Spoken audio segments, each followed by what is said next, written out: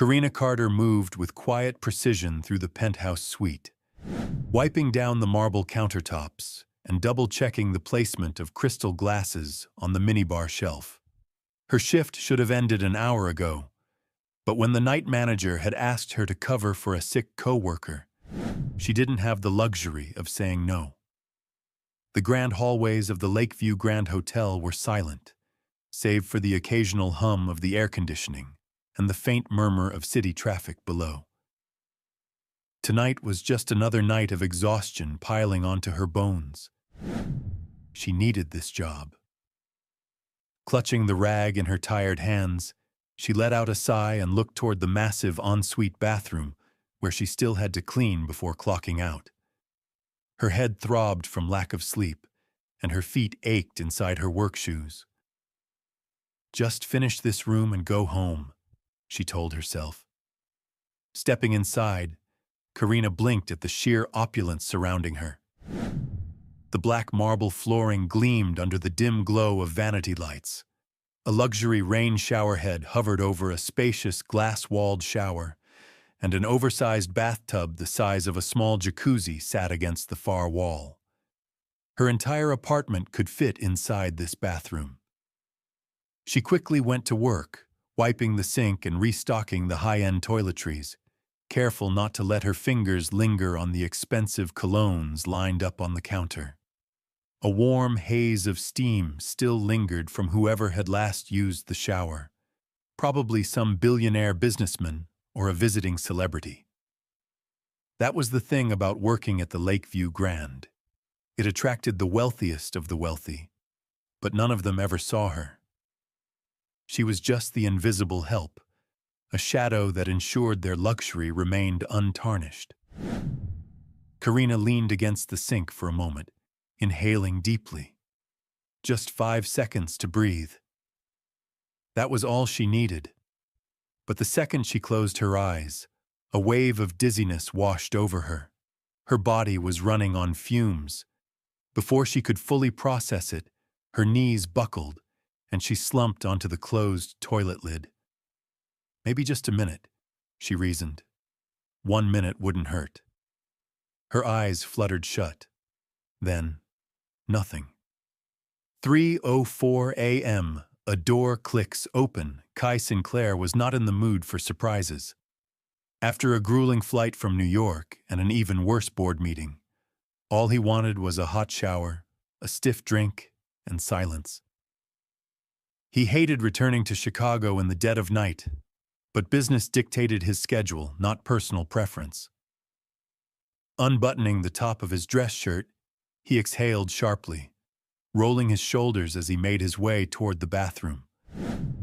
The air still smelled faintly of expensive sandalwood soap, meaning the staff had already been through. Good. He didn't want to deal with anyone. He pushed open the bathroom door and froze. There was someone sitting on the toilet. His mind processed the details quickly. A young woman slumped forward, her work uniform slightly wrinkled, chest rising and falling in deep, exhausted breaths. She was asleep. A frown tugged at his brow. What the hell? For a split second he thought maybe she was hurt, but when his sharp gaze swept over her, he could tell she was just dead tired. Kai inhaled, tilting his head as he crossed his arms. His first instinct was to wake her immediately. His second instinct was something more curious. How the hell had she gotten so exhausted that she fell asleep on a toilet? His brows furrowed as his gaze dropped to her hands. Her knuckles were slightly reddened, the nails short and clean, probably from scrubbing floors and handling cleaning chemicals all night. She had probably been working herself to the bone. Kai let out a quiet sigh, running a hand through his dark hair. He should be irritated. He should call the night manager and have this handled. But for some reason, he didn't. Instead, he leaned against the bathroom doorway, arms crossed, and simply watched her for a moment longer. Then he said, Are you planning to sleep there all night? Or should I bring you a pillow? Karina jolted awake at the deep, smooth voice cutting through her exhaustion like a blade. Her eyes snapped open, heart hammering in her chest as she processed the towering figure leaning casually against the doorway. Sharp cheekbones, dark, tousled hair, and piercing gray eyes locked onto her with something between curiosity and amusement. He looked powerful, effortlessly commanding, like someone used to being listened to the second he spoke. Her breath hitched. Oh, shit. Realization crashed over her like a tidal wave. This wasn't just any guest. This was him. Kai Sinclair, the CEO of Sinclair Hotels, the man who owned the very floors she scrubbed, the man whose face had been on the cover of countless business magazines, praised for turning a once-failing chain into a billion-dollar empire. And here she was, caught sleeping in his bathroom. Blood drained from her face as she scrambled to stand, bumping into the sink in her rush. I'm so sorry, sir. I didn't mean to. I wasn't. Kai held up a hand, cutting off her frantic stammering. His gaze remained unreadable, but the amusement flickering in his eyes hadn't faded. You fell asleep on a toilet. That's a first. Karina swallowed hard, heat crawling up her neck. I wasn't sleeping. I was just... She stopped, realizing how ridiculous it sounded. Of course she'd been sleeping. There was no point in lying. Kai's head tilted slightly. That exhausted, huh? Her jaw clenched. She hated the vulnerability in his tone, like he was analyzing her, dissecting her as if she were some interesting specimen rather than a human being. I had an extra shift, she admitted reluctantly, gripping the rag in her hands. It won't happen again. Kai exhaled sharply, rubbing his jaw as if debating something. Then, without warning, he turned and strode toward the minibar. You drink coffee? Karina blinked, thrown off by the sudden shift. What? He grabbed a sleek black bottle from the minibar fridge, pouring a small amount into a glass before tossing it back in one swift motion. Coffee, he repeated, setting the glass down with a quiet clink. Do you drink it? I mean, yeah, but I should really... Kai cut her off by grabbing a second glass, this time filling it with water before walking toward her. He extended it without a word. Karina hesitated, staring at him. Why was he... She cautiously took the glass, fingers brushing his briefly before she murmured a quiet, "Thank you." Kai leaned against the counter, watching her as she took a small sip. So tell me, what was wrong with my coffee? Karina nearly choked. Excuse me? His gaze didn't waver. Before I woke you up, you muttered something about the coffee being off. Heat prickled her skin. Had she really said that out loud? She hesitated, but his expectant stare left no room for escape. She exhaled, shifting her weight. It's the beans. They're over-roasted. Your hotel's standard blend is supposed to be balanced with citrus undertones, but whoever brewed it let it sit too long. It turned bitter.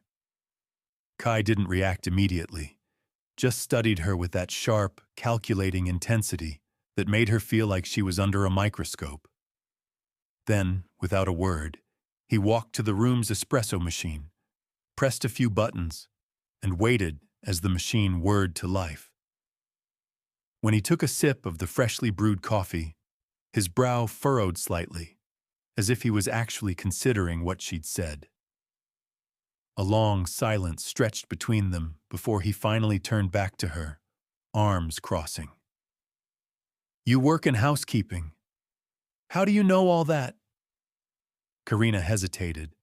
She could lie, say she'd overheard chefs talking, make up some excuse. But something about the way he was looking at her made her think he'd see right through it. I wanted to be a chef, she admitted quietly. Before this. Kai's brows lifted slightly, but he didn't interrupt. Karina swallowed hard, hating how exposed she felt. I studied culinary arts when I was younger, but it didn't work out, so here I am. Silence. Kai tapped a finger against the counter, gaze unreadable. Huh. She waited, expecting judgment, maybe even dismissal. But instead, he just seemed thoughtful. Then, after a long pause, he finally spoke. How's your palate? Karina blinked. What? His expression remained impassive. Your sense of taste. If you could pick apart my coffee just by smelling it, I assume you have a refined palate. She hesitated. I think it's decent. Kai's lips pressed into a thin line, as if considering something. All right, you're off cleaning duty. Karina's stomach plummeted. Wait, what? You're done scrubbing toilets. Panic surged through her veins. I need this job. Kai sighed, rubbing his temple. You still have a job, just not as a maid. Karina's head spun. What the hell was happening? I need someone to assess quality control for the food and beverage department, Kai continued, watching her reaction carefully. The chefs won't listen to me, and I don't have time to babysit them. You clearly know what you're talking about. You work for me now. Karina stared. Surely she'd misheard. Kai Sinclair, a man who had zero reason to care about a housekeeper's opinion, was offering her a job. This had to be some kind of joke. Her mouth opened, then closed. I don't understand. Kai exhaled, shoving his hands into his pockets. It's simple, Karina. You've got a talent, and I don't like wasting talent. His gaze darkened slightly. So, what's it gonna be? Her pulse thundered in her ears. This was insane. Completely insane. But for the first time in years, something inside her whispered, what if? She inhaled sharply. And then, before she could second-guess herself, she gave him her answer. Karina adjusted the stiff collar of the pristine white chef's coat draped over her uniform, her fingers twitching slightly as she stepped into the Sinclair Grand's main kitchen. The industrial space hummed with the low murmur of voices, the rhythmic clatter of knives against cutting boards, and the sizzle of ingredients meeting hot pans. The scent of seared steak and rich sauces filled the air, mingling with the sharp tang of citrus from freshly sliced lemons. She felt out of place immediately. The last time she had been in a professional kitchen, she had been a student, eager and hopeful, convinced that her future lay in culinary arts. Now, she was here under completely different circumstances, thrown into the deep end without warning. She had no formal position, no real authority, only Kai Sinclair's word that she belonged. And she had no idea if that was enough. A familiar voice cut through the kitchen's background noise like a blade. Well, well, well, what do we have here? Karina turned to see Marco De Luca, the head chef, standing near the pass, arms crossed over his broad chest. His salt and pepper hair was neatly slicked back. His dark eyes filled with barely concealed disdain as they flicked over her appearance. She swallowed hard. He doesn't recognize me. Years ago, Marco had been one of her mentors, a visiting instructor at the culinary program she had attended before everything had fallen apart. But now to him, she was just another face in a sea of hotel employees. Kai's voice, cool and authoritative, broke the tension. She's here to assess quality control. A beat of silence. Then, laughter. It started with one sous chef, then another, a few murmurs rippling through the team.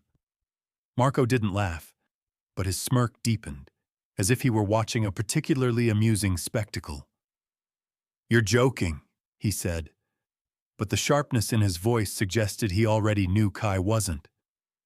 Quality control? With all due respect, Sinclair, since when do we take advice from housekeeping? Karina clenched her jaw. Of course this would happen. She had expected resistance, but that didn't make it any easier to stomach. Kai didn't so much as blink. Since I decided our standards weren't being met. Marco exhaled sharply, shaking his head. You're telling me that this... He gestured at Karina, dismissive. Is supposed to judge my kitchen? My food? Kai's expression didn't waver. She has a palate better than half the so-called critics we've entertained here. She caught flaws in my coffee before even tasting it. I trust her judgment. Karina's stomach twisted.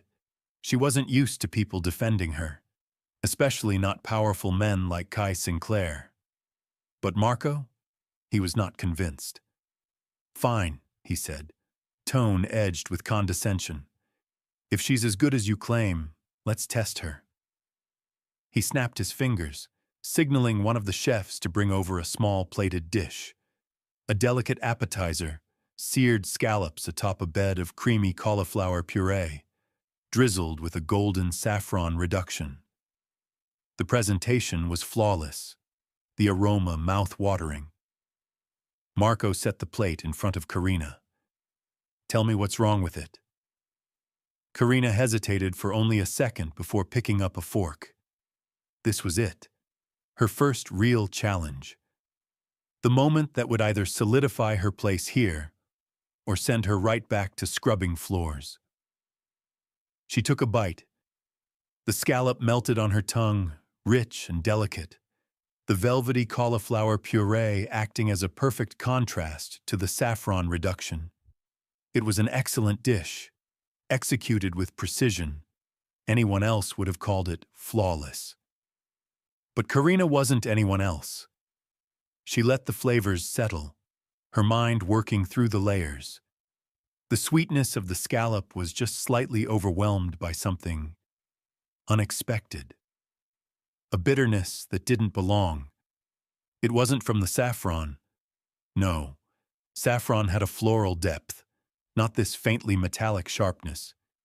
It took her half a second longer to place it, but when she did, her gaze flicked to Marco, unwavering. The saffron is over-extracted, she said evenly. The kitchen fell silent. You let it steep too long, probably in water that was too hot. The bitterness is barely noticeable, but it lingers on the back of the tongue, throwing off the balance. A tense pause. Marco's smirk faltered for the briefest second before he crossed his arms. That's ridiculous. Kai, who had been watching the exchange like a predator evaluating his prey, turned to one of the sous chefs. Confirm it. The chef hesitated, glancing nervously at Marco before taking a forkful of the dish. His brow furrowed as he chewed, and when he swallowed, his expression shifted. She's right. His voice was careful, like he wasn't sure if he was allowed to say it. There's a trace of bitterness at the end. The tension in the room tightened like a noose. Marco's jaw twitched. He took the plate himself, tasting his own dish, and when his lips pressed into a thin line, Karina knew. He knew she was right. But instead of admitting it, he let out a sharp exhale and set the plate down with a loud clatter. Beginner's luck. A flicker of frustration burned in Karina's chest. Of course he wouldn't accept it. Kai, however, looked positively amused. So? Do you still think I'm joking? Marco's eyes darkened, but instead of snapping back at Kai, his gaze settled on Karina. All right, housekeeping, he said, voice laced with something between irritation and challenge. Since you're so sure of yourself, let's make something clear. I don't take orders from outsiders. You want to prove you belong here? Fine.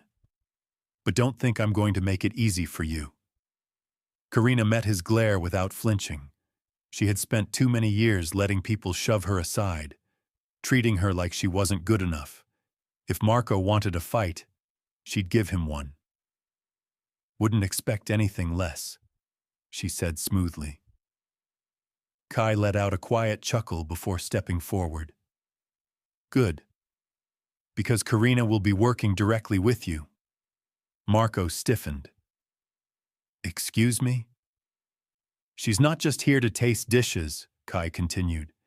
She's here to improve quality, which means she'll be working with you and your team every day. His gaze flicked to Karina. Effective immediately. A ripple of unease spread through the kitchen staff. Karina wasn't stupid. They didn't want her here. She was an intrusion, a disruption to their hierarchy.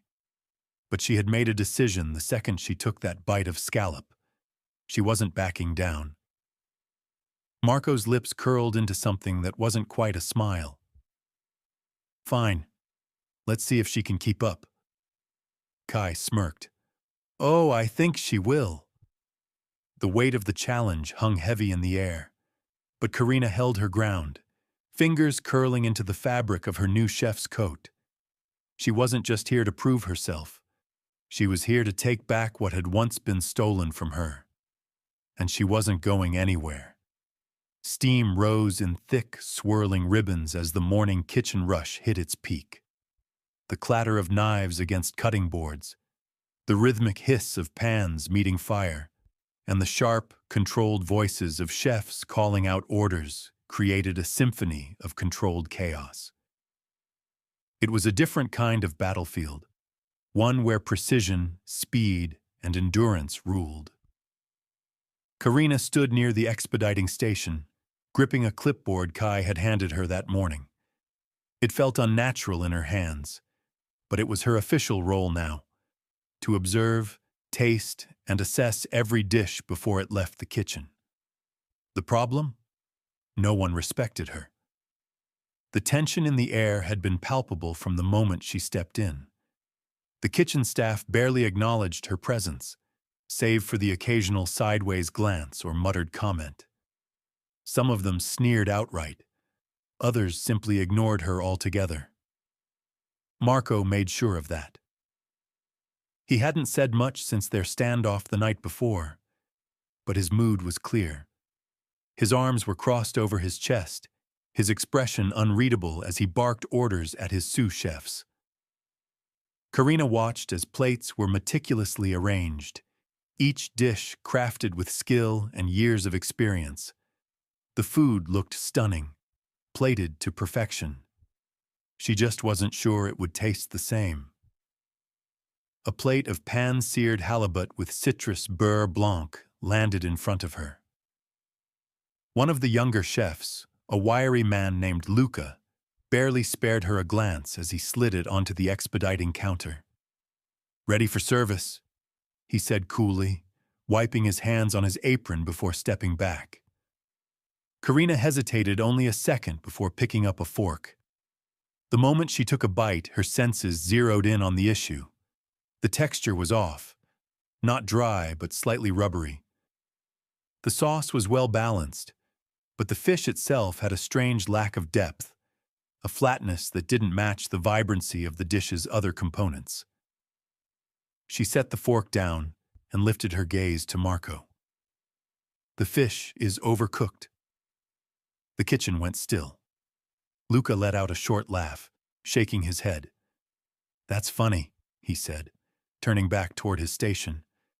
"Maybe try again, sweetheart." Karina's jaw tightened, but she kept her voice steady. "The heat was too high. You seared it too fast. The inside is slightly tough instead of flaky. It's subtle, but it throws off the entire dish." Marco finally spoke, his voice even but dangerously cool. "Are you questioning my team's execution?"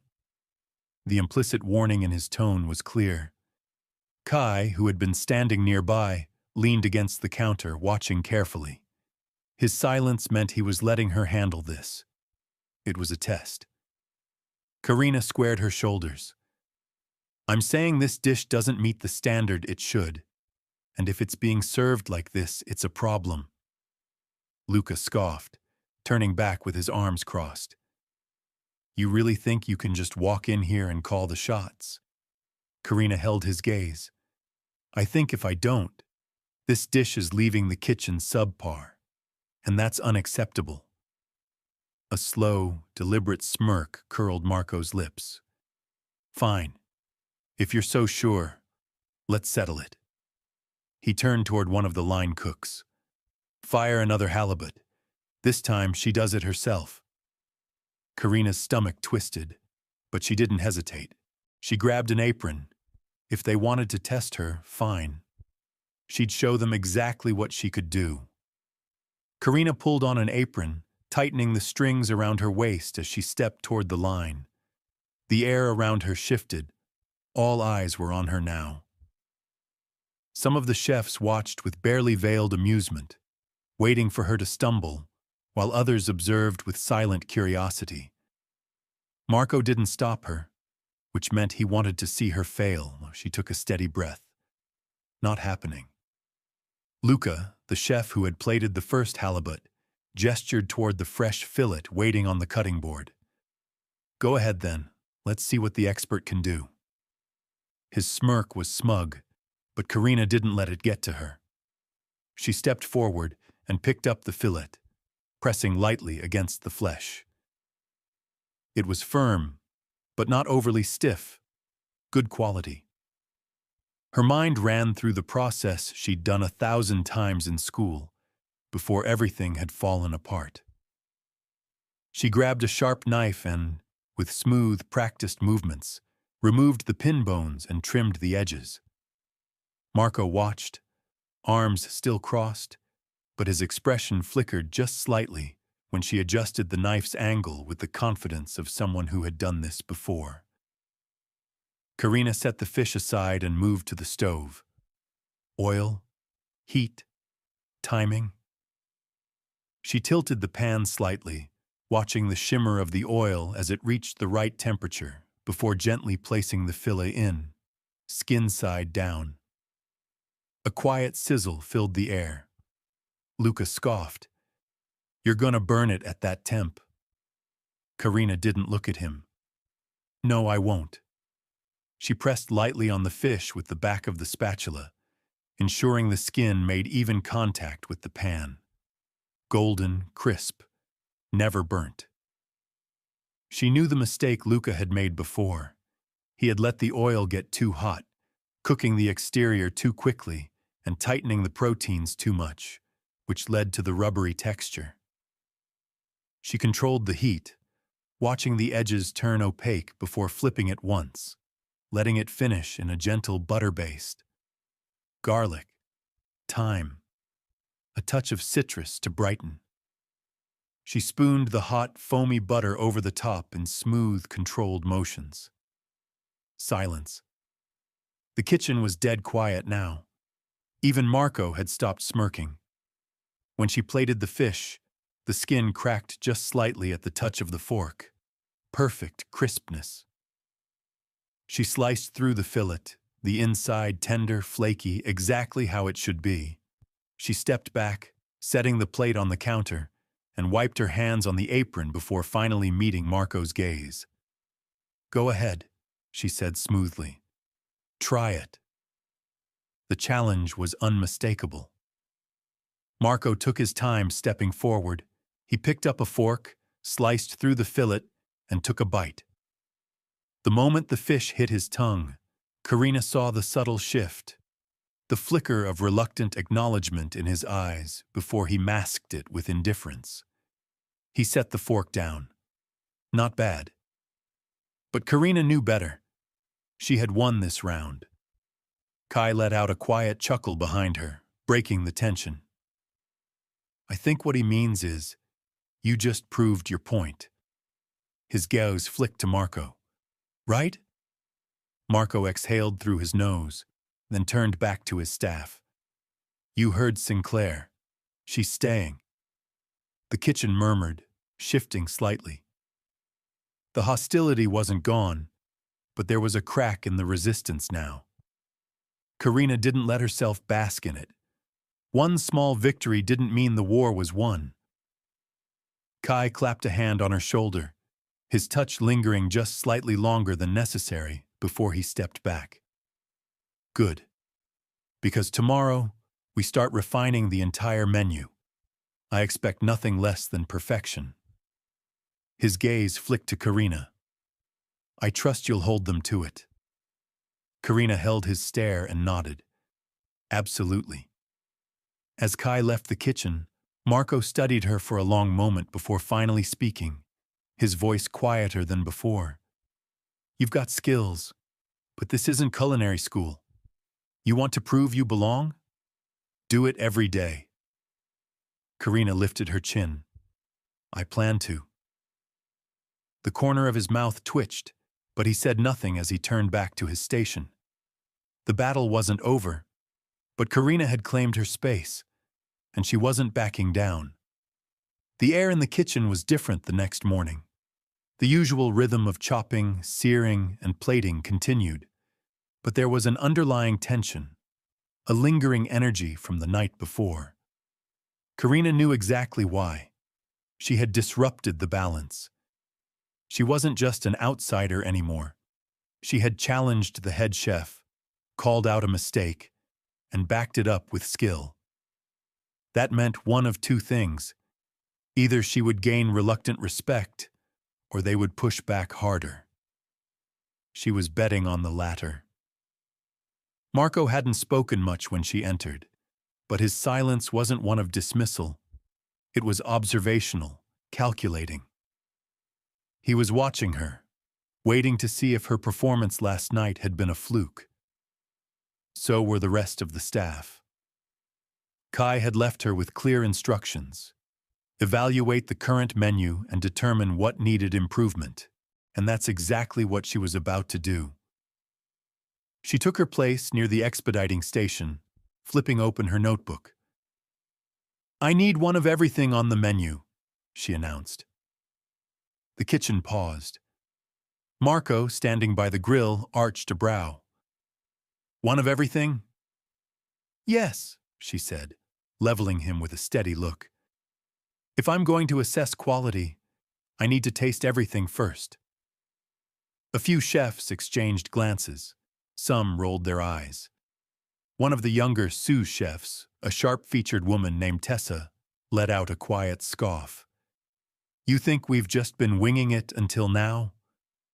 Karina didn't blink.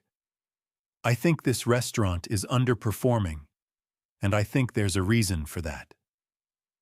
The kitchen stilled again. Marco wiped his hands on a towel and stepped closer, voice too calm. You're saying my food isn't good enough? Karina's pulse pounded, but she refused to shrink under the weight of his stare. I'm saying something isn't working, she corrected, and that's what I'm here to figure out. A tense beat. Then Marco smirked. Fine. Give her what she wants. The next 40 minutes were a blur of motion as dishes were fired, plated, and set in front of her. When the final plate was placed down, Karina rolled up her sleeves. Time to work. She started with the signature steak dish, medium-rare ribeye with truffle mashed potatoes and a port reduction. The presentation was impeccable, but when she took a bite, her brows furrowed. The steak was flawlessly cooked, but the seasoning? Lacking. Flat. She moved to the seafood risotto, overcooked grains, flavors muddled instead of balanced. The roasted duck? Technically well prepared, but missing acidity to cut through the richness. Dish after dish, she analyzed, dissected, noted. The food was good, but it wasn't exceptional. And in a place like Sinclair Grand, good wasn't enough. Karina wiped the corner of her mouth with a napkin, setting her fork down as she flipped through her notes. The kitchen had grown quieter with every evaluation she made, the air thick with unspoken challenge. She could feel their eyes on her.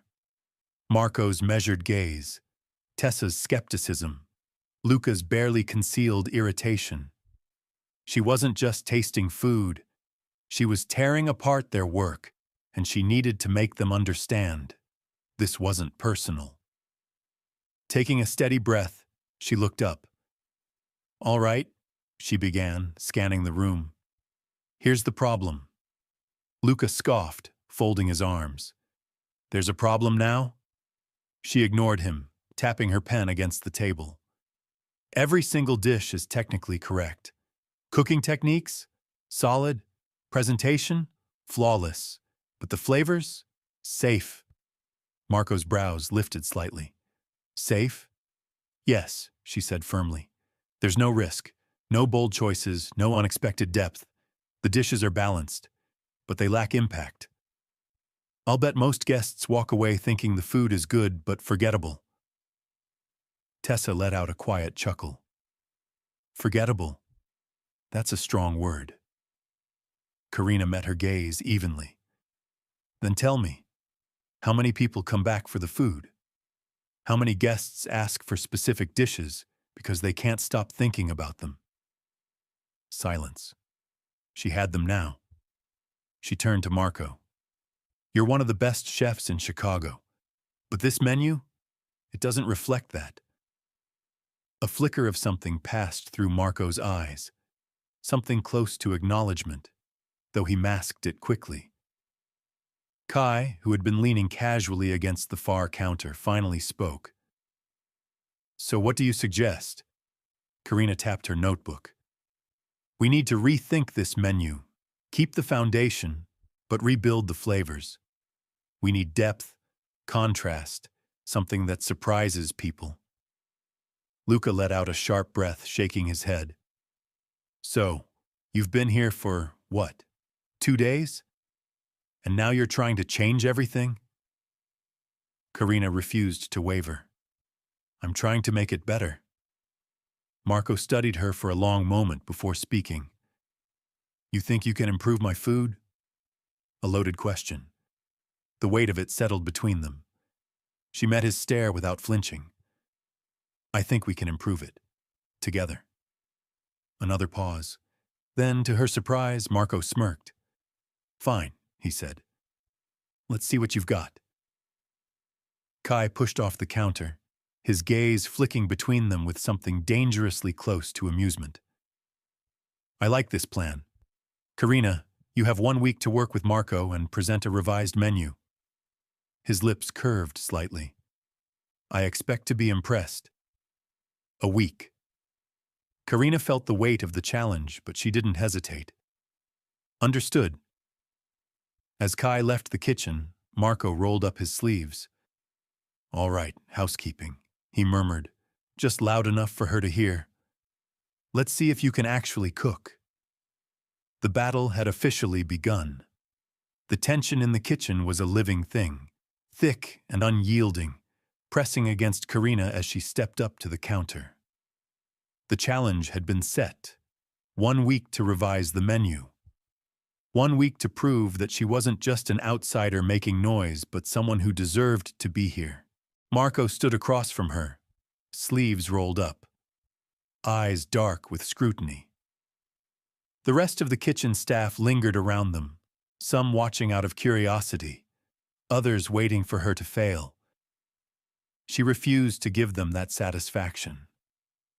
Taking a deep breath, she flipped open her notebook. "We start with the foundation," she said, keeping her voice steady. "What stays, what goes, and what gets reworked." Marco leaned against the counter, arms crossed. "And I suppose you already have ideas?" "I do." She flipped a page, scanning her notes before looking up. "The steak dish? Great execution, but the seasoning needs work. We swap the truffle mash for a smoked parsnip puree and add a touch of black garlic to the port reduction. Gives it more depth, rounds out the umami." Marco's brow arched slightly. "Go on." She pointed to another dish. "The seafood risotto.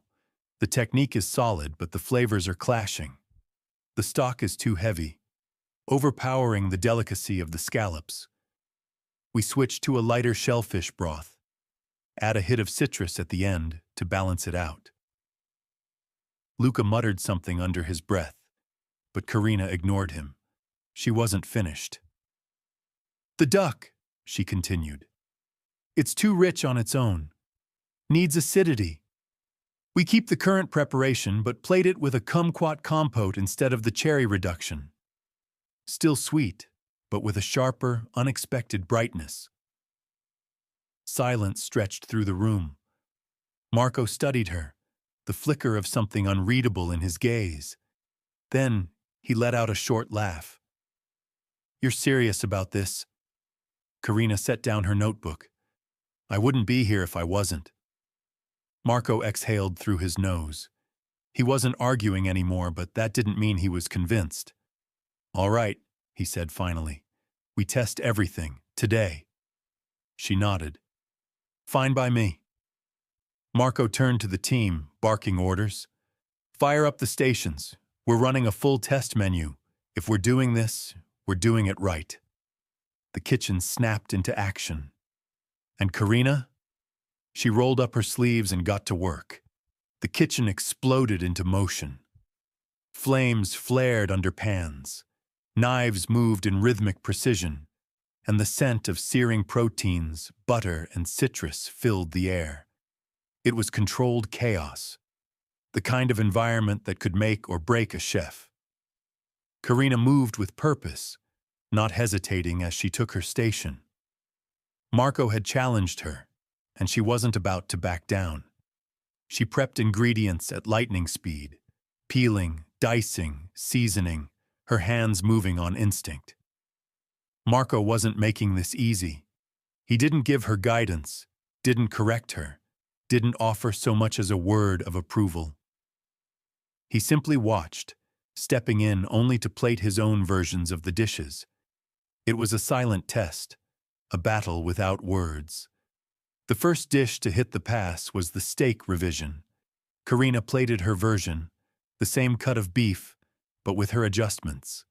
Smoked parsnip puree, black garlic port reduction, and a delicate char on the meat that locked in moisture without overpowering the dish. Marco plated his next to hers. No words, no argument, just a side-by-side comparison.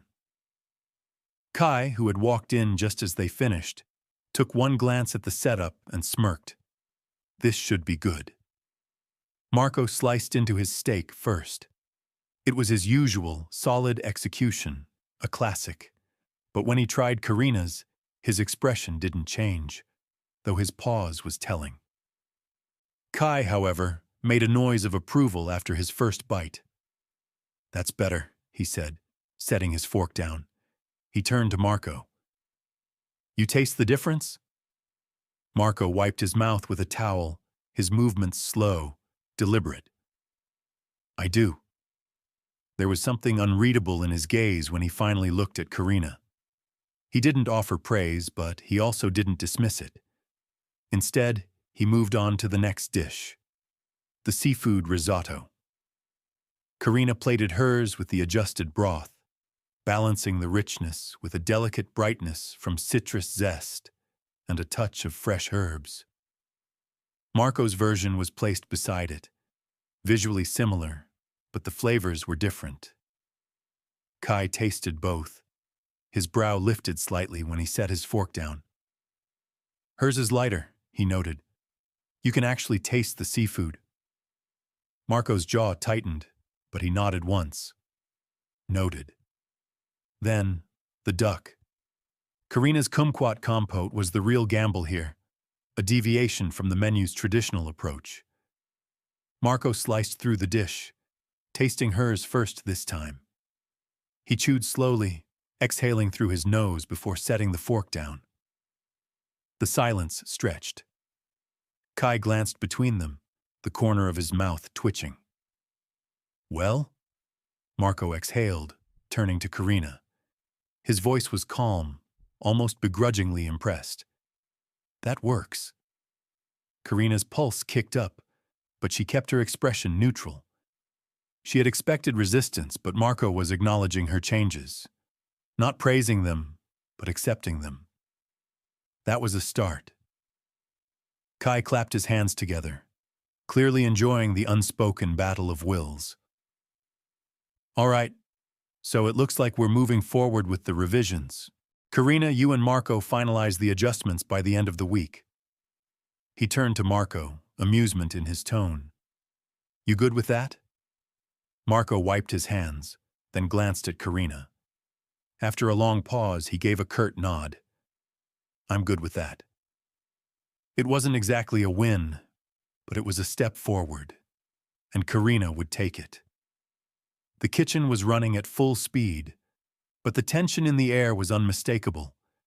The revised menu was being tested again, and though Marco had begrudgingly accepted some of Karina's changes, there was still an undercurrent of resistance from the team.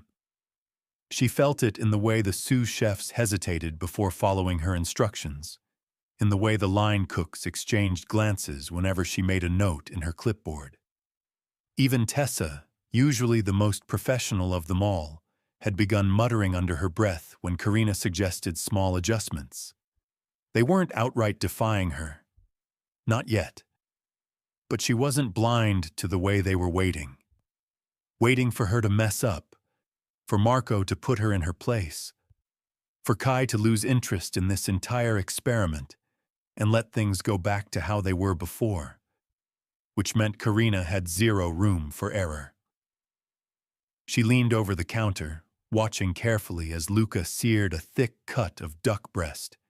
His technique was good, solid knife skills, steady hands, but she could already see the issue before the meat even left the pan.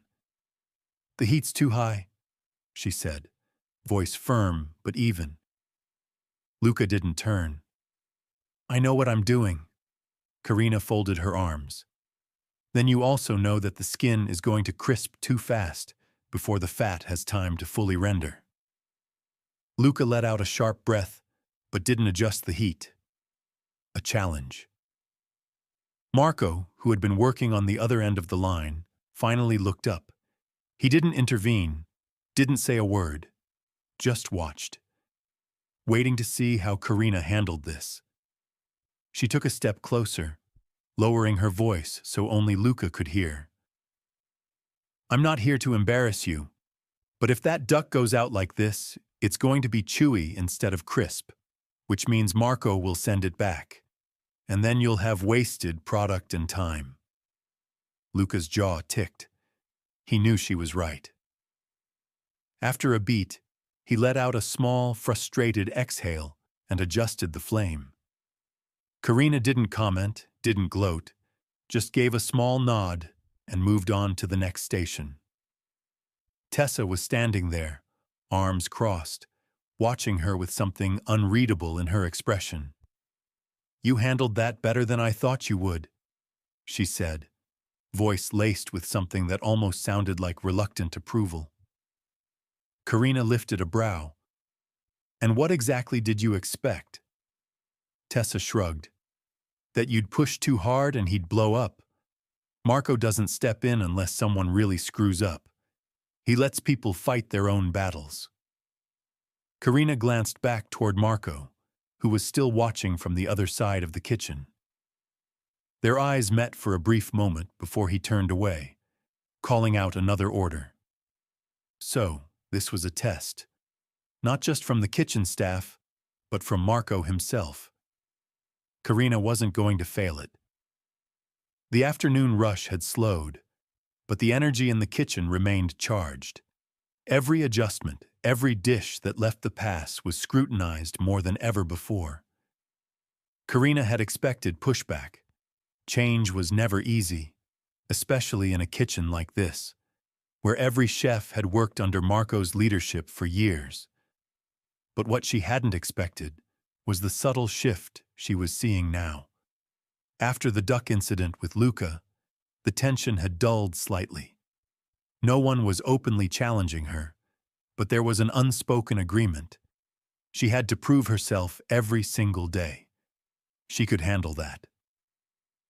Marco stepped up beside her at the plating station, his presence like a shadow, silent but impossible to ignore. You realize you're still on trial, he murmured, not looking at her. Karina didn't pause as she carefully spooned a delicate kumquat compote onto the edge of a plate.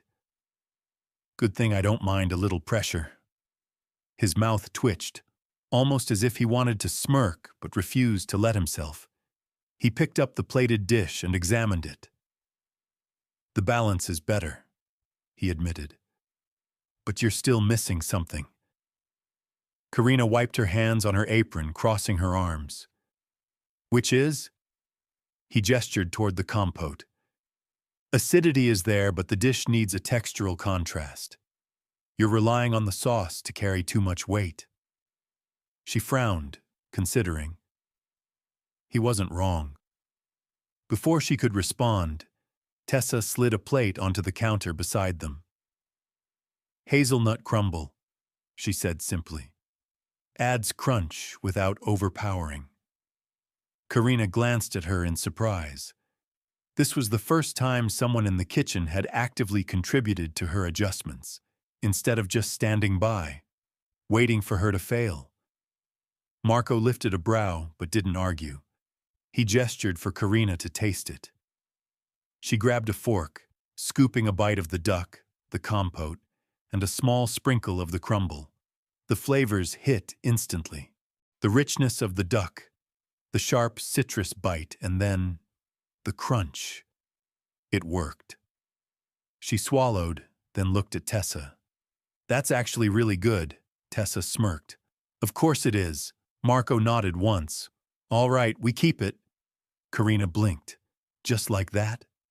She had expected more resistance, another fight to prove she was right. Instead, for the first time, Marco had accepted her change without argument. That felt bigger than any victory so far. Kai's voice cut through the kitchen as he stepped in from the hallway. How's my menu looking? Marco crossed his arms, glancing at Karina before answering. Better. Kai tilted his head. Better? Karina exhaled, setting down her clipboard. We're close, she admitted. But we're not done yet. Kai's smirk was lazy, but his eyes were sharp with interest. Then I expect nothing but perfection by the end of the week. Marco let out a low grunt. But Karina? She grinned. She was just getting started. The kitchen was no longer just a battlefield. It was a proving ground. Every dish was a statement. Every adjustment a fight for perfection. The week was nearly up, and Karina could feel the weight of the deadline pressing against her shoulders. Kai had made it very clear. This wasn't just about refining a menu. It was about making a statement. Sinclair Grand's reputation was on the line, and Karina's? Hers was just beginning. She stood at the pass, watching as the revised dishes were fired one by one. The kitchen was running smoother than before, but there was still friction.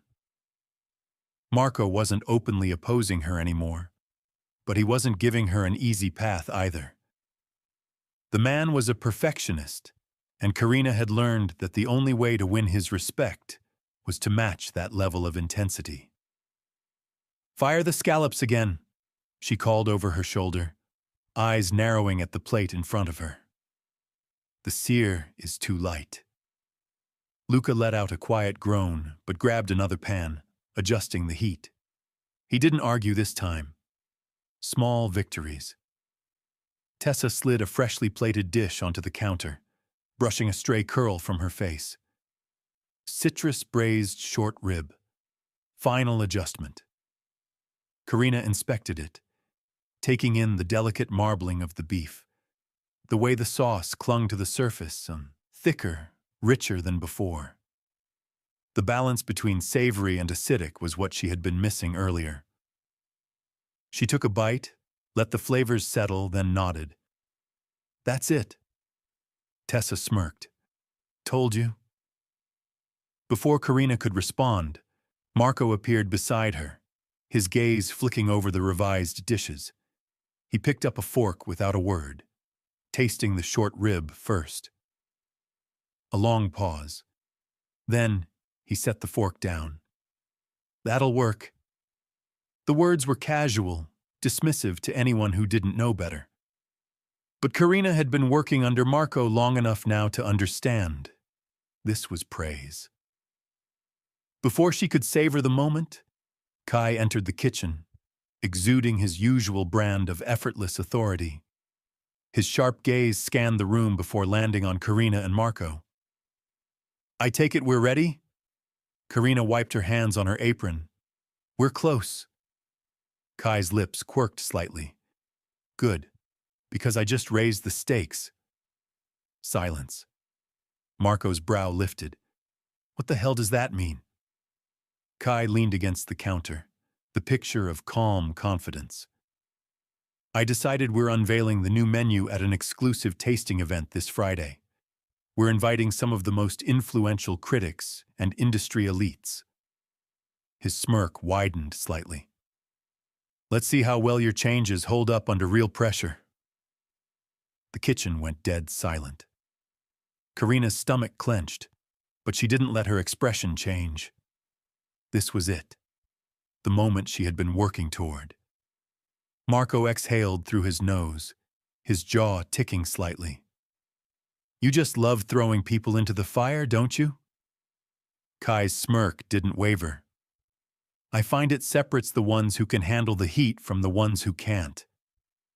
His gaze flicked to Karina. "So, you ready?" She lifted her chin. "Absolutely." The moment the words left her mouth, Karina felt the undeniable shift in the air. The kitchen was no longer just a testing ground. It was now a pressure cooker, and everyone inside it knew exactly what was at stake. A private tasting event with the most influential food critics and industry elites wasn't just a showcase. It was a battle. If they failed, it wouldn't just be her reputation on the line. Marco's, the team's, even Sinclair Grand's name would take the hit. And yet, Kai didn't look remotely concerned. Marco, however, looked less than thrilled. He scrubbed a hand down his face before pinning Kai with a glare. "You could have given us more notice." Kai shrugged, completely unbothered. "More notice would have given you more time to second-guess yourselves. This way, you don't have a choice." Marco muttered something under his breath in Italian before turning back to the team. "All right. We tighten up everything. No mistakes, no inconsistencies. If we're doing this, we're doing it at the highest level." The entire kitchen snapped into action. Karina didn't hesitate as she grabbed her notes, running through the finalized changes one last time. No room for error. By the time the evening rush had slowed, Marco called for a closed-door tasting. Just the senior staff, Kai and Karina, no distractions. The last rehearsal before the real thing. The plating began. Each dish was served in sequence, from the revised appetizers to the mains. The new flavor profiles meticulously balanced, tested, and executed to perfection. Marco tasted every single dish, his expression unreadable. Tessa and Luca followed, their skepticism fading with every bite. Kai was the last to taste. He took his time, slicing into the citrus-braised short rib, letting the flavors settle before setting his fork down with deliberate slowness. Silence. Then he smirked. "That'll do." Relief settled in Karina's chest. Marco nodded once, the closest thing to an approval she'd ever get. "All right," he said, setting down his napkin. "We're ready." Kai pushed back from the table, giving them all a look that sent anticipation crackling through the room. "Good. Because there's no second chance. We either impress them, or we don't." He turned toward Karina, his gaze lingering for a second longer than necessary. "Make sure you're ready for this." Karina met his stare without hesitation. "I will be." She had no other choice. The next time these dishes left the kitchen, they wouldn't just be for practice. They would be for judgment. The dining hall of Sinclair Grand, had been transformed into an intimate, high-stakes battleground. The soft, golden glow from the chandeliers cast a warm light over the elegantly set tables, each adorned with crisp white linens and delicate centerpieces. The air was thick with the murmurs of anticipation, as some of the most influential names in the culinary industry took their seats. Karina stood just beyond the swinging kitchen doors, heart pounding but steady. She had spent the past week in an unrelenting rhythm of testing, refining, and perfecting every dish that would be served tonight. But now it was out of her hands. Marco stood beside her, rolling his shoulders back, eyes scanning the kitchen as if mentally preparing for war. Tessa adjusted her chef's coat, Luca cracked his knuckles, and the rest of the team held a collective breath. Then, Kai entered the kitchen. Unlike the chefs who carried their tension in stiff shoulders and clenched jaws, Kai was composed, utterly at ease, the weight of the evening not affecting him in the slightest. He adjusted the cuff of his tailored suit, his sharp eyes sweeping over them before he spoke. "The people out there don't care how much work went into this," he said, his voice cool, deliberate. "They don't care how many sleepless nights you had or how many hours you spent perfecting every detail. All they care about is what's on the plate. Impress them, or you won't get a second chance." Karina exhaled slowly, rolling back her shoulders. Marco simply grunted. "We know what we're doing." Kai's smirk tugged at the corner of his mouth, his gaze flicking to Karina. "Then let's see if you can live up to it." She didn't blink. "We will." A beat of silence. Then, Kai gave a single nod before stepping out, disappearing into the dining room. The moment the doors swung shut behind him, the kitchen erupted into motion. Marco took control instantly, barking orders with sharp precision. "Fire the first course! No delays! I want every plate perfect!" Karina took her station, movements fluid as she worked alongside the team. For the first time, no one hesitated to listen to her. There were no sideways glances, no muttered comments, only pure, focused execution. Plates of tuna crudo with blood orange and fennel were arranged in perfect symmetry before being whisked away by servers. The next round, scallops with saffron beurre blanc, was plated with meticulous care. Every dish that left the kitchen was a silent declaration of everything they had fought for. Karina barely had time to breathe as the courses continued. The seafood risotto, balanced with the delicate shellfish broth, received a silent nod of approval from Marco as it was sent out. The citrus-braised short rib, plated with the hazelnut crumble that had been the final touch, was executed flawlessly. Then came the moment of truth, the duck. Karina's hands were steady as she plated the dish, layering the rich, succulent meat with the kumquat compote and a drizzle of reduced juice. This was the boldest change to the menu, the one she knew could either elevate their reputation or completely backfire. As the plates were carried out, she stole a glance toward the dining room. Through the small window in the door, she saw the critics taking their first bites. She held her breath. And then, one of them, Jacques Moreau, the legendary French food critic, paused. A flicker of something passed over his face. He set down his fork, leaned back slightly, spoke to the man beside him. Karina's stomach tightened. Then he took another bite. Her breath whooshed out of her lungs, but she didn't let herself celebrate yet. It wasn't over. Not until the final dish was cleared. Marco must have sensed her tension, because his voice broke through her thoughts. "Eyes on the kitchen, Carter. We're not done yet."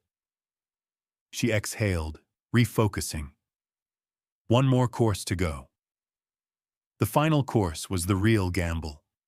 Desserts were not Karina's specialty, but she had worked closely with the pastry team to refine this dish. a honeyed mascarpone tart with spiced fig compote and a delicate almond tuile. It was the last note of the evening, the final impression left on the critics' palates. It had to be perfect. The kitchen moved with practiced precision, plating each tart with careful hands. The glossy fig compote was spooned onto each plate, the tuiles set in delicate arches to add texture and height. Karina swiped a clean towel over the rim of the last plate before nodding to the servers. Go. The moment the plates left the kitchen, everything slowed. For the first time since the night began, Karina wasn't working. She wasn't fixing, tasting, or directing. She was simply waiting. The entire kitchen stood in silent anticipation, their energy still charged, adrenaline still high. Some of the younger chefs exchanged quick glances, but no one spoke. Karina shifted her gaze toward the small window in the door, watching as the last course was placed before the guests. The critics lifted their forks, one bite, then another. Then, Jacques Moreau leaned forward. Her heart slammed against her ribs. She watched as the famed critic took a measured sip of wine before turning toward Kai, speaking in calm, deliberate French. Kai, seated effortlessly at the table among the industry's elite, listened with the same unshakable confidence he always carried. He responded with an easy nod, a sharp glint in his eyes. Then Moreau smiled, not the polite, reserved smile of someone indulging a business acquaintance. A real smile, slow and approving. Karina gripped the counter. The critic turned to another guest, Opal Laurent. Her stomach clenched, but she forced herself to keep watching. Opal, who had spent years tearing apart restaurants with a single review, lifted her wine glass to her lips, taking a measured sip before responding. Unlike Moreau, she did not smile, but she didn't scowl either. She simply set down her fork, folded her hands in her lap, and nodded. Karina exhaled a slow, steady breath. Not approval, not defeat, but acceptance. She'd take it.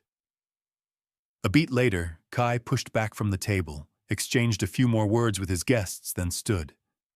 His movements were slow, deliberate, as he made his way back toward the kitchen. Karina turned just as the doors swung open. Kai stepped inside, his expression impossible to read. Silence stretched. Then, finally, it worked. The room exhaled as one. A ripple of relief coursed through the team, tension easing from shoulders, small smiles exchanged. Even Marco, not one to celebrate early, allowed himself a slow nod. Kai's gaze landed on Karina.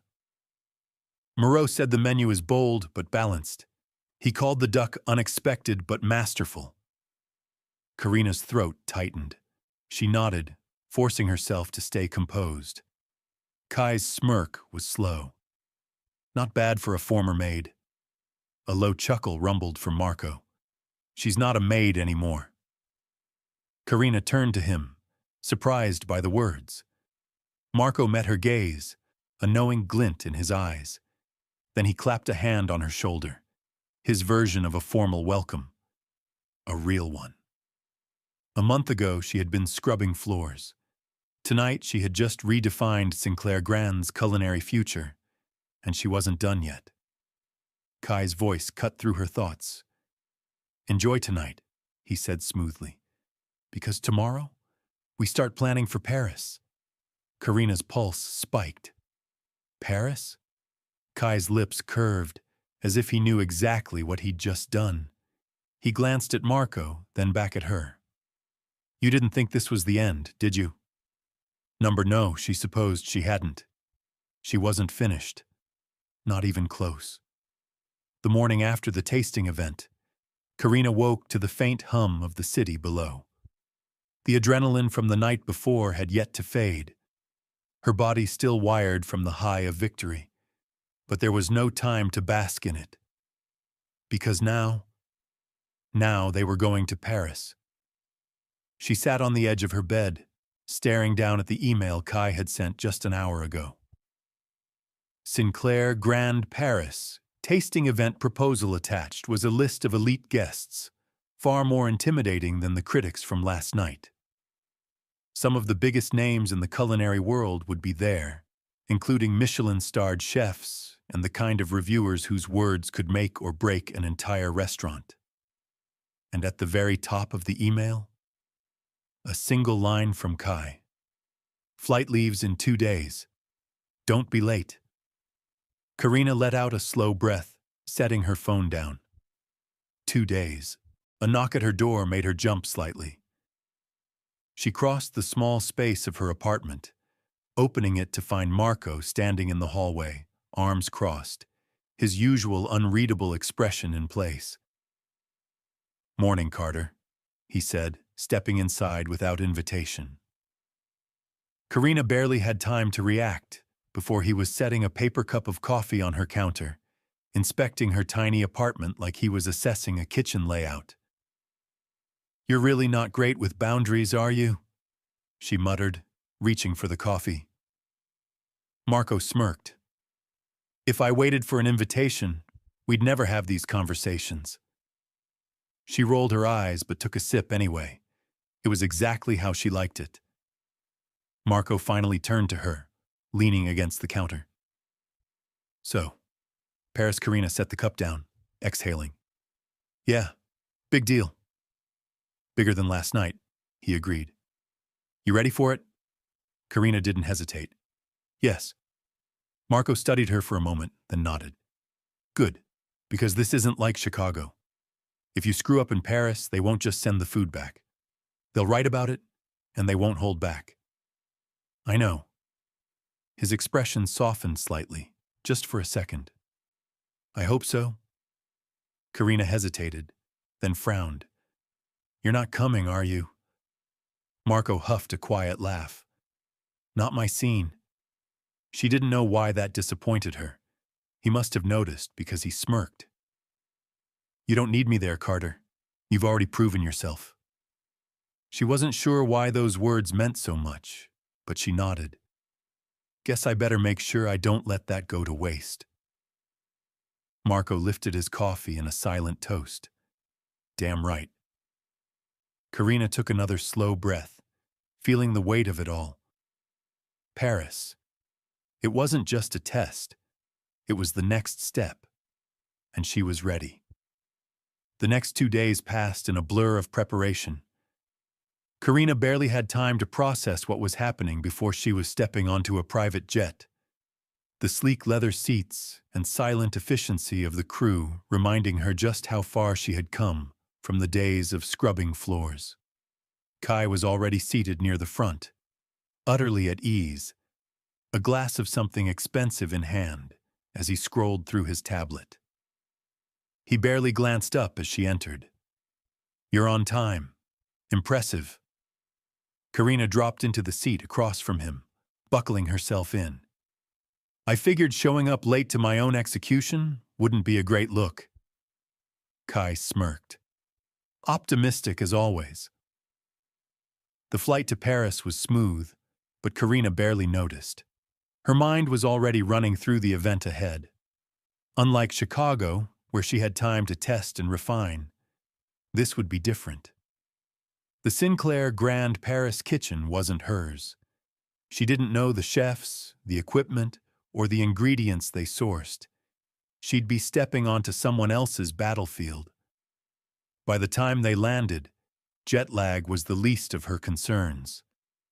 The Parisian hotel was a work of art, towering and regal, the kind of place that made even Sinclair Grand in Chicago look understated. But Karina didn't have time to admire the luxury, because the moment she stepped into the kitchen, she knew she was in trouble. The head chef, Jean-Luc Moreau, was already waiting. He was older than Marco, lean and sharp-eyed, his presence commanding without needing to raise his voice. He stood in the center of the kitchen, arms crossed, the entire team silent behind him. Kai, standing beside Karina, offered nothing. No introduction, no warning, just watched. Jean-Luc finally spoke, his French accent smooth but dripping with disapproval. "So, you are the American who thinks she can change my menu." Karina didn't blink. "I'm the one improving it." The tension thickened. One of the sous chefs let out a quiet scoff. Jean-Luc's mouth pressed into a thin line. Kai finally smirked. "I'm going to enjoy this." Jean-Luc ignored him. "Fine. You want to work in my kitchen?" He stepped closer, his gaze pinning Karina like a blade. "Then prove you belong." He snapped his fingers, and a whole fish was placed in front of her, pristine, uncut, unprepped. Karina immediately recognized it. A loup de mer, European sea bass. Jean-Luc arched a brow. "Fillet it." A test, not an introduction, not a discussion, a challenge. Karina rolled back her sleeves. If they wanted a fight, she'd give them one. She picked up the knife, and she got to work. The sharp gleam of the knife reflected the overhead lights as Karina took her position at the prep station.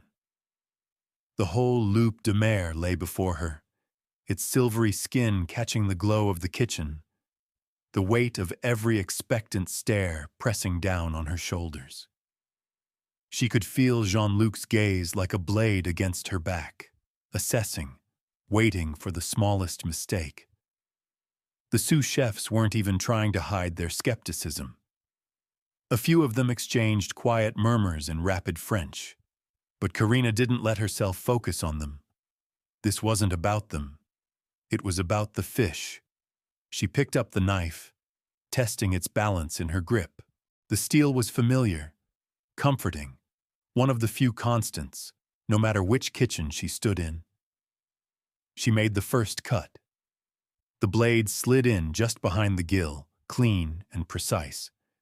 With controlled movements, she worked her way along the spine, angling the knife just right to keep the fillet intact.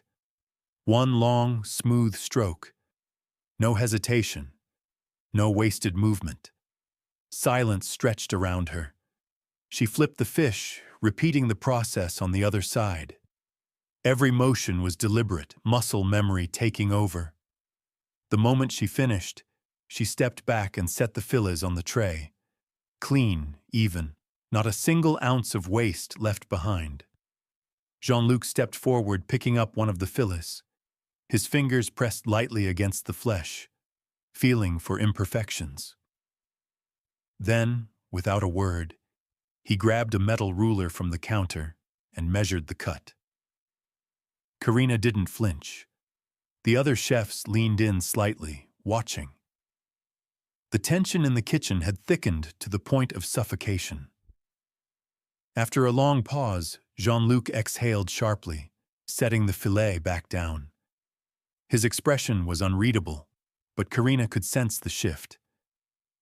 "She can stay," he said at last. A few chefs muttered under their breath. One or two looked begrudgingly impressed. Karina set down the knife, meeting Jean-Luc's gaze. "I wasn't planning on leaving." His lips twitched. Not quite a smirk, but close. "We will see if you still say that after service." Kai, who had been silent through the entire exchange, finally chuckled from his spot near the entrance. That was entertaining. Jean-Luc ignored him, turning to the rest of the kitchen. "Back to work. We have a service to prepare for." The energy snapped back into motion. The chefs scattered, picking up their tasks as if the entire exchange had never happened. Karina exhaled slowly. She had won this battle, but the war had just begun. The kitchen surged back into motion, but the undercurrent of tension remained. Karina knew that while Jean-Luc had allowed her to stay, it didn't mean she was accepted. Far from it. She took her place at the station designated for her. Garde-manger, cold appetizers. It wasn't an insult, but it wasn't a sign of trust either. It was a test. "Fine, she would play their game. She fell into rhythm, hands moving quickly as she prepped delicate towers of tuna tartare, perfectly chilled oysters with a champagne mignonette, and foie gras mousse carefully piped onto toasted brioche. But the pressure never eased. The other chefs worked around her like she wasn't there. No one spoke to her unless absolutely necessary. The sous chef beside her, a wiry man named Antoine, moved too close at times, forcing her to adjust her stance. Another, a red-headed woman named Colette, barely acknowledged her presence, even when Karina passed her ingredients. It was a silent rejection. She expected it. She didn't care, until the first mistake happened. A tray of delicate scallops nearly crashed to the floor, saved only by Karina's quick reflexes as she lunged to catch it. She barely steadied herself before realizing the shelf above her station had been shifted, not an accident. She looked up, gaze locking with Antoine's across the kitchen. He was already turning away, but she caught the ghost of a smirk before he did. Jean-Luc had warned her. They weren't going to make this easy. She inhaled sharply, setting the scallops back in place, keeping her expression neutral.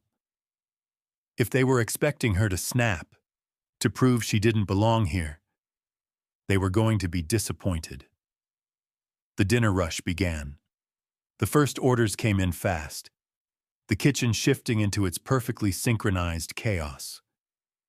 Karina held her ground, executing every dish with unwavering precision. She had one shot at this.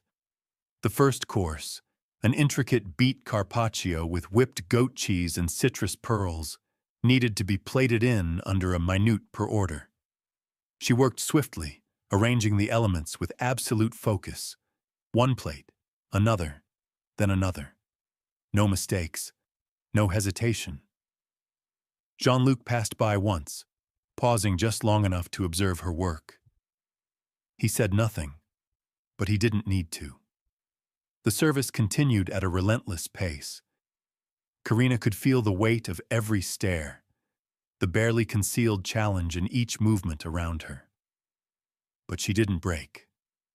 And when the final order for appetizers was sent out, she exhaled, standing taller than before. She had survived her first real night in the kitchen, but she knew the real challenge was far from over. Jean-Luc turned to her as the last plate left the pass. His expression was unreadable, but his words weren't. "You kept up." "Barely." A pause. Then the faintest tilt of his head. "Tomorrow, we see if you can do more than just survive." Karina wiped the sweat from her brow. "Bring it on." Jean-Luc smirked. Kai, watching from the corner, chuckled. "I think I'm going to enjoy Paris." Karina wasn't sure she'd survive it, but she knew she would fight for it. And that was enough. The second day in the Sinclair Grand Paris kitchen was worse than the first. Karina had barely stepped through the door when the hostility sharpened. The tension from last night hadn't faded. It had festered, turning into something more deliberate. She saw it in the way Antoine adjusted the heat on her station when she wasn't looking, forcing her to correct it before she ruined a sauce. She noticed how Colette handed her the wrong ingredients, subtle enough that it could be mistaken for an accident. The sous chefs whispered just loud enough for her to know she was being watched, tested, doubted. Fine. Let them try. She wouldn't break. Jean-Luc called for prep work, and the kitchen sprang into motion. Karina moved quickly, grabbing her knife as she began slicing paper-thin radish rounds for the salad course. Speed, precision, consistency. She had done this 1,000 times, but just as she reached for another radish, her knife slipped. Pain flashed through her fingers, a sharp sting followed by the sight of bright red pooling on her cutting board. For a second, everything slowed. Then, a few beats too late, she realized, her knife hadn't slipped. The handle was damp, greasy. Someone had tampered with it. Antoine smirked from across the station, but Jean-Luc's voice cut through the moment like a blade. Stop. Silence crashed over the kitchen. Karina quickly grabbed a towel, wrapping it around her bleeding finger. Not deep, just enough to slow her down, enough to make her look weak. Jean-Luc's eyes narrowed. He didn't speak for a long moment, just looked at her, then at Antoine, then back at her. Can you still work? Karina gritted her teeth. Yes. He held her gaze a second longer, then nodded. Good. He turned to Antoine. His voice dropped, deceptively soft. Touch anything on our station again, and you won't work in this kitchen again. Am I clear? Antoine paled. Yes, chef. Jean-Luc stepped back, glancing at Karina one last time. A flicker of something in his expression. Approval, maybe. Then, just like that, he called for the next round of prep, and the kitchen moved on. But Karina knew. This wasn't over, and she was done playing defense. Karina wrapped a fresh bandage around her finger and forced herself back into rhythm. No time for hesitation, no time for doubt. If they wanted to see if she would crumble, she'd make damn sure they were disappointed. Jean-Luc had made his warning clear, but that didn't mean the fight was over. The kitchen was still a battlefield, and Karina was still the intruder. The night's dinner service would be her real test. As the first orders rolled in, the energy in the kitchen shifted. The hostility didn't vanish, but it dulled under the pressure of service. Everyone had a job to do. Dishes had to be plated, sauces had to be perfect, and the only thing that mattered now was the food. Karina worked her station with calculated precision. The radish slices she had prepped earlier were laid delicately over citrus-cured sea bass, their crisp edges forming a perfect mosaic against the plate. The vinaigrette had the exact balance of acidity and sweetness she had intended. Bright, clean, unforgettable. And Jean-Luc noticed. He stopped as she sent out her third plate, lifting one perfectly plated dish and studying it under the overhead lights. The other chefs stole glances, waiting for him to tear it apart. Instead, he nodded. This, he said, setting the plate down, is correct. A few of the chefs exchanged unreadable looks, but Karina didn't react. No pride, no relief, just focus. The service intensified. She moved on to the next round of dishes, keeping pace with the rest of the team. Every time she sent out a plate, she could feel Jean-Luc watching her. The man didn't speak often, but his approval was never given lightly. By the time the main courses were being fired, the rhythm of the kitchen had become something dangerous. Not because of the pressure, Karina thrived under pressure, but because something felt off. And then it happened. She turned to grab a pan from the stove, but the moment she lifted it, the handle burned her hand. Too hot, too deliberate. Pain shot up her arm, but she gritted her teeth, setting the pan down quickly before anyone could see her flinch. She glanced around. No one was looking at her, but she knew. Someone had done it on purpose. Jean-Luc's voice cut through the haze of pain. Problem? Karina inhaled sharply. Number, she wouldn't let them win. No, chef, she said evenly. And then, without missing a beat, she plated the dish anyway. Jean-Luc studied her for a moment longer. Then, slowly, he smirked. And for the first time, Karina knew. She wasn't just surviving this kitchen, she was winning it. The final night in Sinclair Grand Paris was unlike any service Karina had ever experienced. The tension in the kitchen was razor-sharp, every movement measured, every second carrying the weight of weeks of pressure. This wasn't just another dinner. Jean-Luc had barely spoken to her all day. He had watched, observed, but he hadn't given a single order directly to her. Not because he had dismissed her, but because he was waiting. Waiting to see if she could lead without being told. And Karina was ready. As the first orders came in, she moved like she had belonged here all along. The kitchen responded without hesitation, no longer ignoring her presence. Even Antoine, who had spent the last week trying to break her, followed her calls without pushback. It was subtle, but it was real. The shift had happened, and Karina had earned it. She barely had time to breathe as dish after dish left the pass, perfect, seamless, every detail executed with precision. The menu she had fought for, the revisions she had worked tirelessly on, this was her final test. Jean-Luc didn't intervene once. Then, just as the rush reached its peak, Opal Laurent walked in. The kitchen didn't pause. It never could during service. But the atmosphere thickened instantly. The last time Karina had faced her, it had been in Chicago. That battle had been about proving she wasn't just a nobody. This one? This was personal.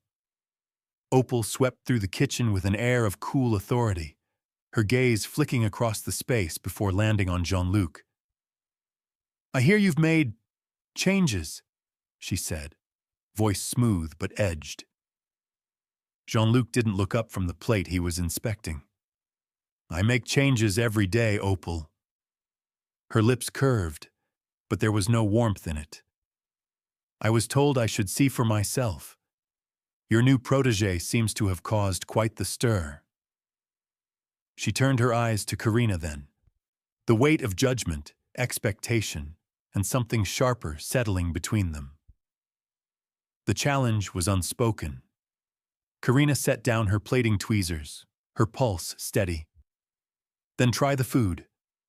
A flicker of something in Opal's gaze. Surprise, interest, maybe even respect. Jean-Luc finally looked up. His smirk was slow, deliberate. "Yes, try the food." Opal studied Karina for a long second before nodding. "I will."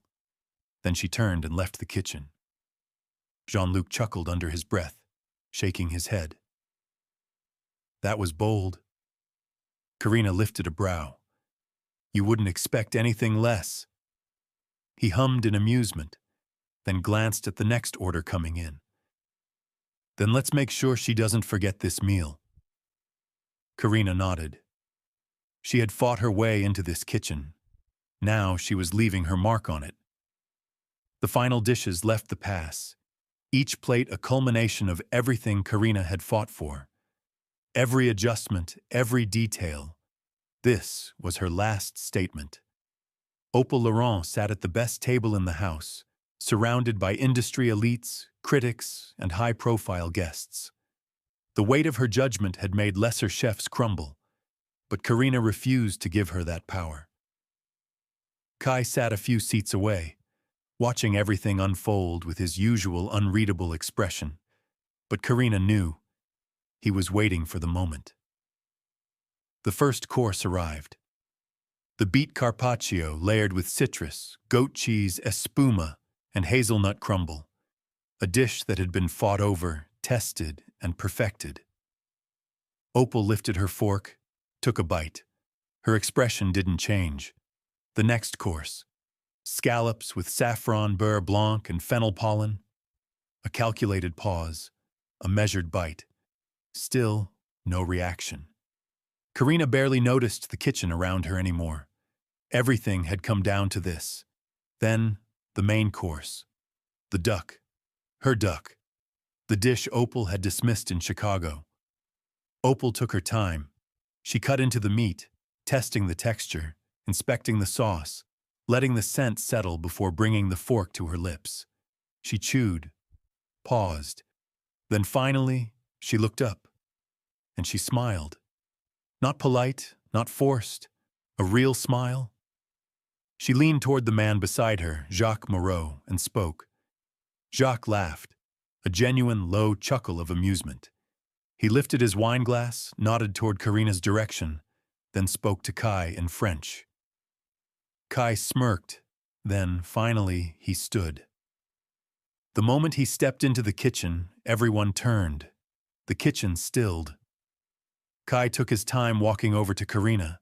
His expression gave away nothing, but his eyes, sharp, focused, completely locked on her. Then, with a slow, deliberate movement, he held out his hand. Karina blinked. What? Kai smirked. Congratulations. The room exhaled as one. Jean-Luc, who had been watching from the side, finally spoke. You did it. His smirk was faint, but there. I don't say this often, but you belong here. Karina's chest tightened. This wasn't just about winning over a kitchen. She had earned Jean-Luc's respect, Kai's trust, the approval of the most ruthless critic in the industry. She had fought for this, and she had won. Karina finally took Kai's hand, shaking it firmly. So that's it? She asked, voice steady. Kai chuckled. That's up to you.